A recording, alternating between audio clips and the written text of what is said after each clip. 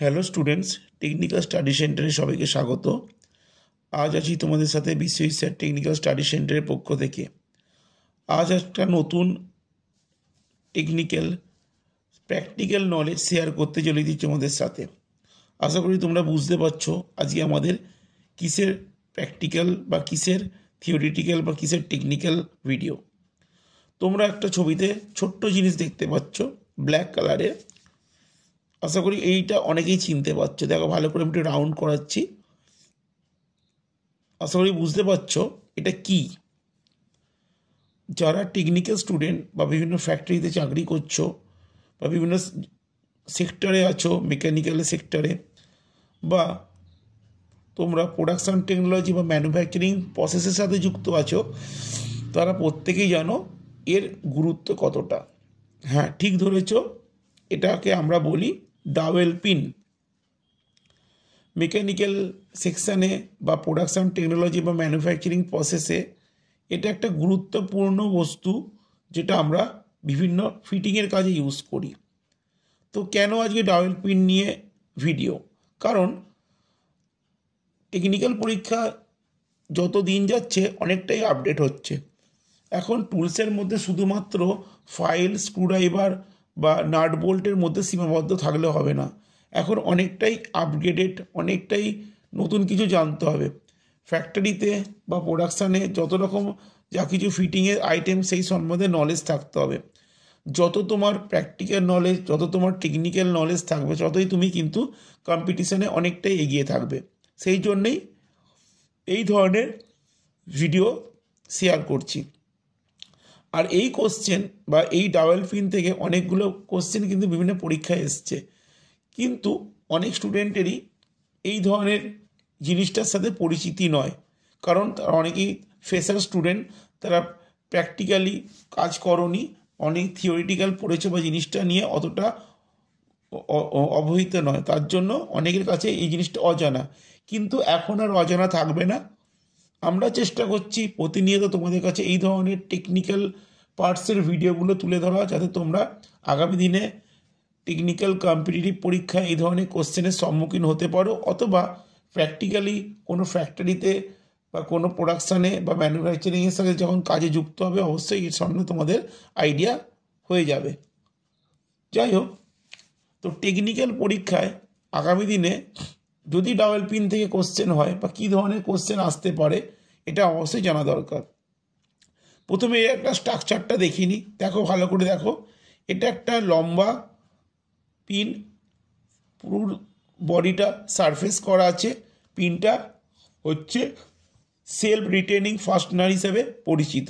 ভালো করে দেখো জিনিসটা, ভেতরে একটা কিন্তু হলো সেকশন দেখতে পাওয়া যাচ্ছে। এটা হচ্ছে হলো সেকশন, দেখো এই হলো সেকশন দেখা যাচ্ছে।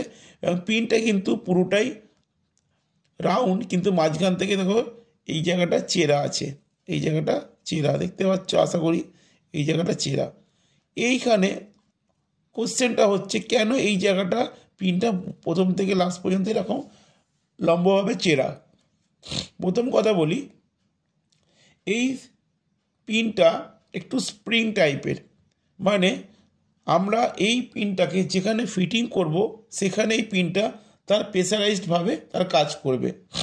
সাপোজ দেখে নাও, এই পিনটার ডায়ামিটার হচ্ছে 11 মিলিমিটার, 11 মিলিমিটারের পিন, ঠিক আছে।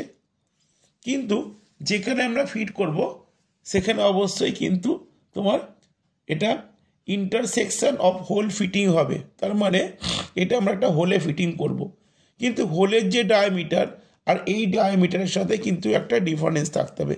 এর ডায়ামিটার কত আমি বললাম 11, কিন্তু হোলের ডায়ামিটার কিন্তু এর থেকে তোমার মাইনাসে থাকবে, ঠিক আছে। তাহলে এখানে দেখে নাও একটা ব্যাপার। তো ইন্টারসেকশন হোলের জন্যে আমরা এটা ব্যবহার করব মেনলি কোথায়, লাইট সেকশন যাবে বা যেখানে আমার অ্যালাইনমেন্ট ওকে থাকবে, সেখানে ওকে রাখতে হলে আমাকে এই ধরনের পিনটা ব্যবহার করতে হবে। এই পিনের মেটেরিয়াল কি পরীক্ষায় আসতে পারে? মেটেরিয়াল এটা আমরা হার্ডেন কার্বন স্টিল অথবা স্টেনলেস স্টিলের তৈরি করি, ঠিক আছে। এবং হাই টেনসাইল স্ট্রেংথের এবং বিভিন্ন গ্রেডের হয় এবং এটা ফ্যাটিক এবং করোশন রেজিস্ট্যান্স। ডেফিনেটলি এটা আমরা কি করি, হ্যামার ফিটিং করি। একটা হোলের মধ্যে পিনটাকে একটুখানি জাস্ট দেখো, হ্যামার ফিটিংয়ের জন্য এর একটা সুবিধা, এর দেখো একটা মুখ একটু চ্যাম্পার করা আছে, দেখো ভালো করে, এটা চ্যাম্পার করা আছে। চ্যাম্পারের উদ্দেশ্যটা কি? এই চ্যাম্পারের উদ্দেশ্যটা হচ্ছে যেখানে তুমি হোলের মধ্যে প্রবেশ করাবে সেখানে এই চ্যাম্পারের দিকটাকে প্রবেশ করিয়ে হ্যামারিং করলে আস্তে আস্তে এটা ভেতর দিকে এন্ট্রি করতে শুরু করবে। যখনই যদি এর ভেতর দিকে এন্ট্রি করবে এই কাটিং সেকশানটা কিন্তু আস্তে আস্তে একে অপরের পার্শ্ববর্তী এরিয়াটাকে কভারেজ করবে, মানে এটা স্প্রিংয়ের মধ্যে বসতে শুরু করবে এবং এর প্রেসারটা কিন্তু রিলিজ হবে। তার মানে সাপোজ যদি আমি এখানে জিনিসটা দেখাই, দেখো এটা এই একটা ধরো পার্ট আছে আর এই একটা পার্ট আছে, এটা হচ্ছে এ পার্ট, এটা বি পার্ট, দুটো পার্ট আছে। এই দুটো পার্টকে আমি অ্যালায়েন্সটাকে একদম ওকে রাখতে চাই। তার মানে আমি এইখান থেকে যদি এইখানে একটা ডিল করলাম, করে এখানে একটা ডিল করলাম, করে আমি এটা কী করবো, এখানে আমি এটাকে বোল্টিং করে দিলাম। ওকে, এখানে আমি ধরো বোল্ট করলাম এবং এটাকেও বোল্ট করলাম, কিন্তু বোল্ট করার পরেও এর অ্যালাইনমেন্টটা ওকে রাখার জন্য আমরা কি করি, এইখানে এই দুটো এই পার্ট এ এবং বি পার্টের মধ্যবর্তী অংশটায় এখানে একটা আমরা দুটো হোল করব। ওকে, এইখানে আমরা দুটো হোল করব। হোলটা কী জন্যে? এই হোলের মধ্যে আমরা এই পিনটাকে প্রবেশ করাবো। তাহলে ধরো আমি যদি হোলটা বড় করে আঁকি, এই ধরো এটা হোল, ওকে, এটা ধরো হোল, এই হোলের মধ্যে আমি পিনটা কী করলাম, প্রবেশ করাচ্ছি। তাহলে এই পিনটার মধ্যেখানটা কাটিং আছে, এই ধরো কাটিং আছে।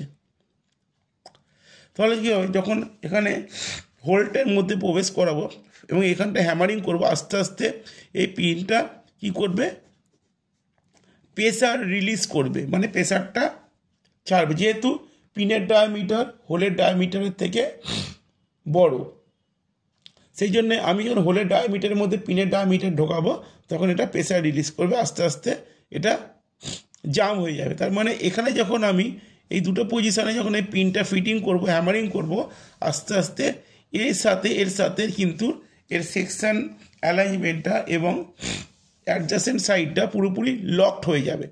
কোনোভাবেই এটা নড়বে না বা কোনোভাবেই এটা তোমার জিনিসটা সরে যাবে না, এর ফিটিংটা কিন্তু বা ফিক্সড পজিশানটা থেকে যাবে। ঠিক আছে, তো এখানে একটা জিনিস বুঝতে হবে, তো এই ডায়াল পিনটার ক্ষেত্রে একটা কোশ্চেন পরীক্ষায় বারবার আসে যে আমরা যদি ডায়াল পিনের ডায়ামিটারটা, ধরো সাপোজ আমি একটা উদাহরণ দিচ্ছি, ডায়াল পিনের ডায়াটা যদি 11.8 হয়, ঠিক আছে, 11.8 হয় তাহলে এর হোলটা কত হওয়া উচিত? তাহলে এর হোলটা হওয়া উচিত 11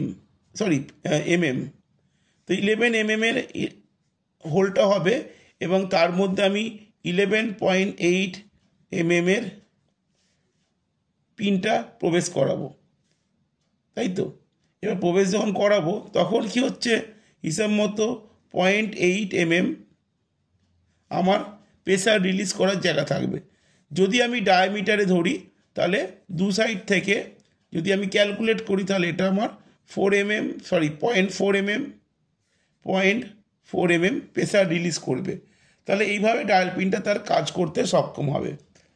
তো এখানে পরীক্ষায় ডায়াল পিনের কোয়ালিটি আসতে পারে, গ্রেড আসতে পারে, মেটেরিয়াল আসতে পারে, ফিটিং আসতে পারে, তারপর তোমার ইউজেস আসতে পারে, প্রিজারভেশন অফ অ্যালাইনমেন্টের কোশ্চেন আসতে পারে, সেলফ রিটেনিং ফাস্টনার হিসেবে কোশ্চেন আসতে পারে। তো এই জন্যে আমরা প্রতিনিয়ত তোমাদের সাথে বিভিন্ন রকম ছোটোখাটো টেকনিক্যাল পার্টগুলো আলোচনা করছি যাতে তোমরা এই ধরনের কোশ্চেনকে মিস না করে আসো। তো এই হচ্ছে ডাবল পিন।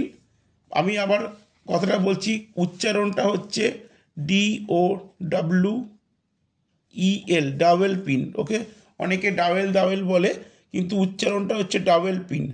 তো দেখে নাও ভালো করে ছবিটা। তোমরা যখন কোনো প্র্যাকটিক্যালি কাজ করবে, কোনো ম্যানুফ্যাকচারিং প্রোডাকশানে কাজ করে, অবশ্যই পিনটা তোমাদের কাজে লাগবে। তো এই পিন বিভিন্ন রকমের হয়।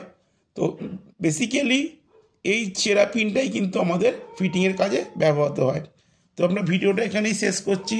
যদি ভিডিওটা ভালো লাগে লাইক শেয়ার কমেন্টস করো, এবং তোমরা টেকনিক্যাল স্টাডি সেন্টার চ্যানেলের সাথে থাকো। আমরা প্রতিনিয়ত তোমাদের কাছে বিভিন্ন রকম টেকনিক্যাল ভিডিওগুলো শো করব, যাতে তোমরা আগামী দিনে অনেক কোশ্চেন কমন পেয়ে নিজের কেরিয়ার তৈরি করতে পারো। আমরা ভিডিওটা এখানেই স্টপ করছি। বাই।